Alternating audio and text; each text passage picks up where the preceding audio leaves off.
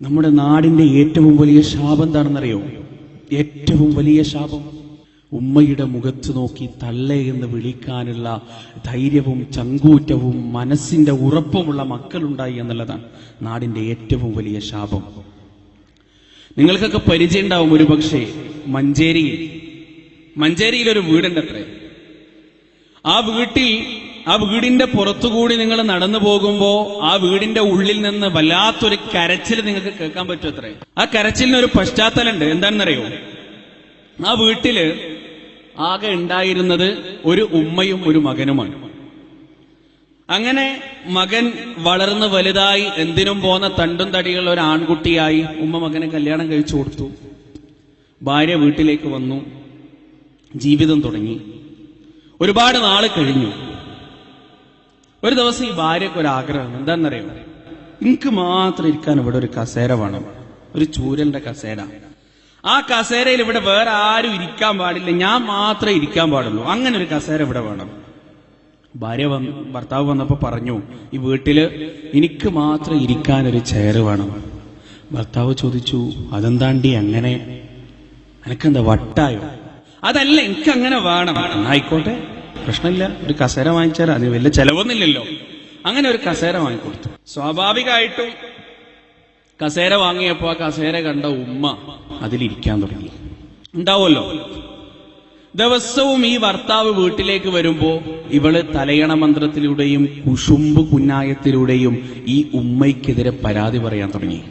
സ്ഥിരമായിട്ട് ഇയാള് വരുമ്പോ കേൾക്കുക, നിങ്ങളുടെ ഉമ്മാനെ കൊണ്ട് ഇടങ്ങേറാണ്, അങ്ങനെയാണ് ഇങ്ങനെയാണ്, നിങ്ങളെ ഇഷ്ടമല്ല, എന്നെ ഇഷ്ടമല്ല, അങ്ങനെയാണെന്നൊക്കെ പറഞ്ഞ് ഉമ്മാനെ കുറിച്ച് കുശുമ്പ് കയറ്റി. ഒരു ദിവസം ഈ കുശുമ്പിങ്ങനെ അതിന്റെ ഏറ്റവും മൂർധന്യ അവസ്ഥയിൽ ഇങ്ങനെ എത്തി നിൽക്കാണ് കേട്ടോ. അങ്ങനെ ഒരു ദിവസം ഈ മനുഷ്യൻ വീട്ടിലേക്ക് കയറി വരുമ്പോ ഉമ്മ ഇങ്ങനെ ആ കസേരയിൽ ഇരുന്നിട്ട് എന്തോ വായിക്കുക അങ്ങനെ ചെയ്യാണ്. ഇയാള് ഗ്രിൽസ് തുറന്ന് ചാടിക്കയറി ഉമ്മാന്റെ വയറ്റ് തൊരറ്റ ചവിട്ടി. മഞ്ചേരിയിൽ നടന്ന സംഭവമാണ് അത്ര. ഗ്രില്ല് തുറന്ന് ചാടിക്കയറി ഉമ്മയുടെ വയറ്റത്തേക്ക് ഒരറ്റ ചവിട്ടി. എന്നിട്ട് ചോദിച്ചു, തള്ളേ, നിങ്ങൾക്ക് നാണല്ലേ?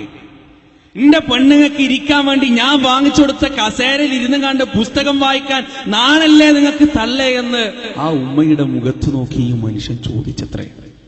വയറ് പിടിച്ചുകൊണ്ട് ആ ഉമ്മ പറഞ്ഞു, മോനെ, എന്തൊരു ശക്തിയാണ്ടാ നിന്റെ കാലിന്, എന്തൊരു ശക്തിയാണ്ടാ നിന്റെ കാലിന്. സഹോദരങ്ങളെ, ഒന്ന് ആലോചിച്ചു നോക്ക്. ഏതൊരു വയറ്റിലാണോ അവൻ ചവിട്ടിയത്, ആ വയറ്റിലാണ് 25 വർഷം മുമ്പ് 10 മാസക്കാലം ചുരുണ്ട് കിടന്നത്. ആ വയറ്റിൽ നിന്ന് കിട്ടുന്ന വെള്ളം, അവിടെ നിന്ന് കിട്ടുന്ന ഭക്ഷണം, അതിനുശേഷം ജനിച്ചു വീണതിന് ശേഷം ആ ഉമ്മയുടെ കരങ്ങളും ആ ഉമ്മയുടെ ചുണ്ടുകളും ആ ഉമ്മയുടെ മാരടവും ആ ഉമ്മയുടെ കണ്ണുനീരും നൽകിയ ചൂടേറ്റുകൊണ്ടാണ് അവൻ വളർന്നത്. ഇന്ന് ആ മനുഷ്യൻ കിടന്ന് അനുഭവിക്കുകയാണ് അല്ലേ? മാതാപിതാക്കളോടുള്ള അക്രമത്തിന്റെ ശിക്ഷയുടെ ജീവിക്കുന്ന തെളിവായി മഞ്ചേരി പ്രദേശത്ത് ഇന്നും ആ മനുഷ്യൻ ജീവിക്കുന്നു. എനിക്ക് ആ മനുഷ്യന്റെ വീടറിയില്ല, വ്യക്തിപരമായി അറിയില്ല, പക്ഷേ ആളുകൾ പറഞ്ഞ് ഞാൻ കേട്ടിട്ടുണ്ട്. കുറച്ച് ദിവസങ്ങൾക്ക് ശേഷം അദ്ദേഹത്തിന്റെ നഖം വെട്ടുന്ന സമയത്ത് കുറച്ചൊന്ന് കയറ്റി വെട്ടിപ്പോയി. അതൊരു പഴുപ്പായി. ആദ്യം മുട്ടിന്റെ താഴെ നിന്ന് മുറിച്ചു കളയേണ്ടി വന്നു, പിന്നെ തൊടന്റെ അവിടുന്ന് മുറിച്ചു കളയേണ്ടി വന്നു, ഡയഫ്രം വരെ പഴുപ്പെത്തി. അതിന്റെ മുകളിലോട്ട് മുറിച്ചു കളഞ്ഞാലും മനുഷ്യൻ മരിച്ചു. അതിന്റെ മുകളിലോട്ട് പഴുപ്പ് കയറി ഇന്ന് യാതനയും വേദനയും അനുഭവിച്ച്, ഒരു ക്യാൻസറിനേക്കാൾ വേദന അനുഭവിച്ചുകൊണ്ട് വീടിന്റെ 4 മതിലുകൾക്കുള്ളിൽ ആ മനുഷ്യൻ ജീവിക്കാൻ. സുബ്ഹാനല്ലാഹ്, അള്ളാഹു കാത്തിരക്ഷിക്കട്ടെ സഹോദരങ്ങളെ.